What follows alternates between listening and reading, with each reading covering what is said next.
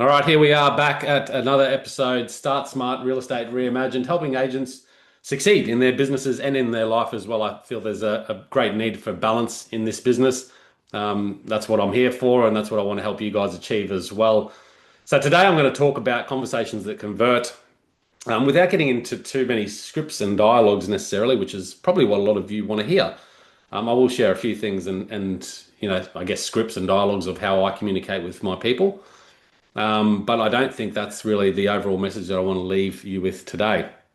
Um, so let's begin. So first and foremost, our business is a sales business, and we're all about helping property owners and buyers on their property journey. And I think that's what's often forgotten. When I started out in the business, I was taught that this was a transaction business, and that's exactly what I was taught. My first script that I learned was all about transactions. It was, hey, we've got a bunch of buyers looking to buy in the area. When are you looking to sell? That was the first script I ever learnt. And it didn't work for me. It didn't sit well. It got me through plenty of doors, and yes, we got transactions, but it wasn't going to help me have longevity in this business. And I think that's why a lot of agents fail to succeed in this business is because they treat it as a transactional business. And this notion of sales, it feels a bit sleazy, it feels a bit dirty. People don't like it. And I think a lot of agents struggle with this business because they feel like they're doing that, being salesy whenever they're talking to someone. But it doesn't have to be that way. And I think, yes, we are in a sales business, um, but we really want to be there for the people, right? We're a service provider. And I think if you can firstly shift your mindset, that will develop better conversations longer term as well. So it's not, hey, I'm a real estate agent, I'm a sales sleazy, whatever.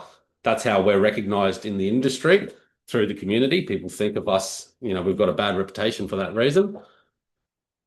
And and it stops us from actually having really good, meaningful conversations with people because of that mindset. So change your mindset first. We're a service provider and we're here to help people. And I think if we can do that, we will have better conversations and we'll feel more comfortable and confident when we're speaking to people. So real estate isn't about transactions, it's about relationships. And that's how we can get more appraisals, get more listings, and get more sales ultimately. So people in life want to be seen, heard, and loved. And that's relevant to our business. That's relevant to life in general. Seen, heard, and loved. That's really important. And if you're a transactional agent, you often don't listen. You don't see them, you don't hear them, and you don't care for them because you're just about the transaction, the sales, the dollars, and that's not going to lead to longer term relationships and more business your way that comes easier in time. So start out, you've got cold, warm, and hot leads, and each of them can be treated with exactly the same conversations, to be honest. But I'm going to start with cold leads. So when you're first talking to someone, so when you first pick up the phone and call them, never spoken to them before, how do you have a conversation that's meaningful and that's not salesy and transactional based, right? It's by just having that mindset that, hey, I'm a service provider. I'm going here to offer them value. Because when I buy from someone, it's not because I've been sold to. From time to time, yes, we've all been sold to. But generally, it's because I connect with that person, their brand, their image, whatever it might be. And I see them having some level of value that will benefit me in what I want to do. That's what makes me do business with them. And that's the same when you're talking to people as well. It's about having meaningful conversations and that you're a service provider, you're there to help them. And how can you do that? So when you're picking up the phone, this is a great one for me, is you're not ringing up to say, hey, are you looking to sell your house? Because you're not going to get anywhere doing that, particularly in this day and age, right? You're better off picking up the phone and saying, hey, it's Leigh here. I'm a local real estate agent in the area. We've just sold a house down the road. You're probably not buying or selling right now, but I'm wondering, is there anything we can help you with? How many people in your area are looking to sell right now? On an average, probably 3 to 7%. So to ring 2,000 people to get that person that's selling, it's unlikely. So you're better off actually starting with a cold conversation that's, hey, introducing myself. This is what we do. We're here to help you. Is there anything we can help with? And if someone actually needs your help and you approach it with that level of confidence and comfort, they'll be more open to talking to you.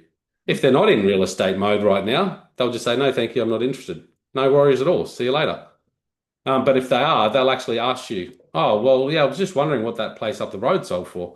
And then you can start having a conversation with them, offering them value. You know, you're here to help them. What are they looking to achieve? And the best way to do that is through asking open-ended questions. Ask them about their house, how long they've been in the area. You know, have they got a mortgage on the home? Are they looking to refinance?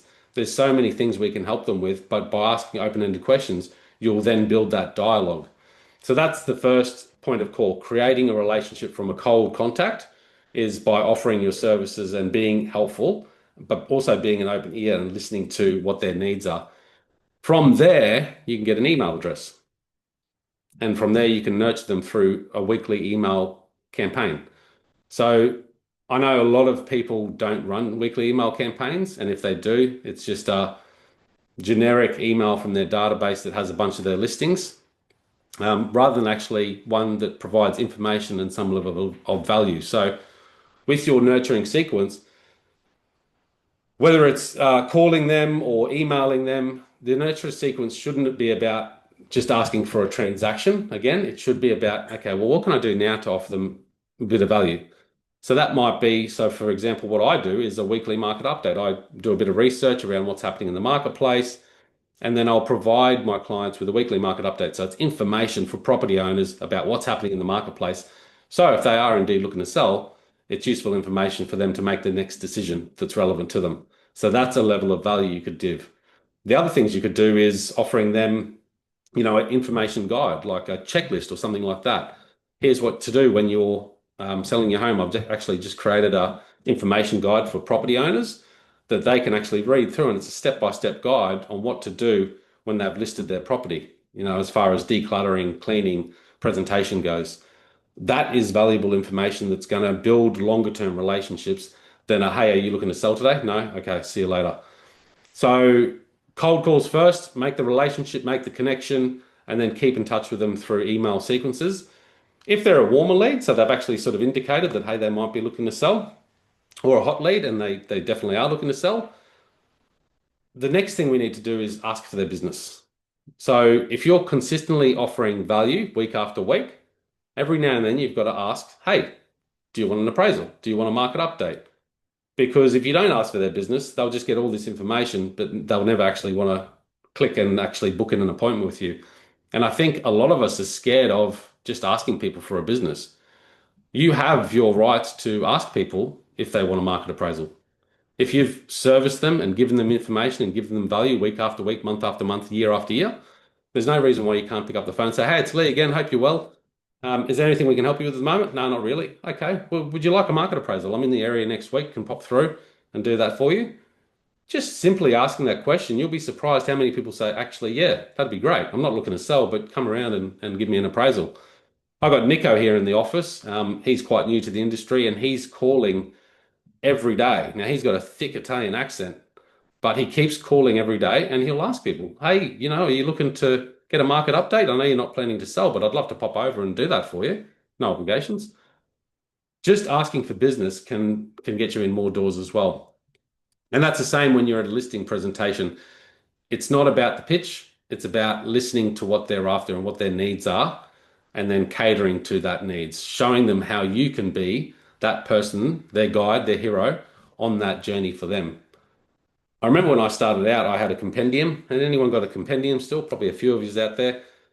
So I used to sit down with them and go through this folder, page after page, and do a pitch for 20 to 30 minutes and then walk out and scratch my head and go, I wonder why they didn't list with me. And it's because I didn't actually ask them questions or listen to them. I was just there pitching. This is what I do. We all do that, right? Real estate agents, we all do the same thing. We get photos done, we put it on realestate.com, we do the open houses. That's not going to differentiate you from everyone else. The real factor is to sit down with people and actually listen to them.